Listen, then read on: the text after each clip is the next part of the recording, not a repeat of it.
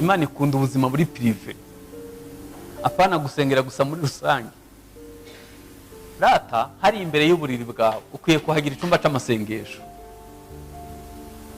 Nta kintu kijya kinezeza nk'iyo ndi kugenda ni jyenyene nta wundi muntu turi kumwe, mbwira Imana intege nke zanjye nkayibwira utuntu twose nkavuga wow ndaruhutse. Ntukajye usengera hano gusa. Oya, hari abantu batunze Imana iba mu rusengero.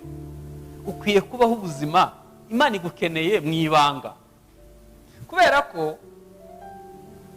mwari muzi abantu bazinutswe kwatura kuko baturiye abantu bakabivuga. Mwari muzi abantu batangiye ibyifuzo muri rusange ejo bikabatanga mu rugo.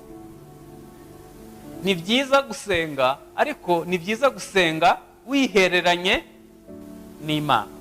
Niba ushaka gusuka umutima wose imbere y'Imana, ni byiza kwihererana nayo.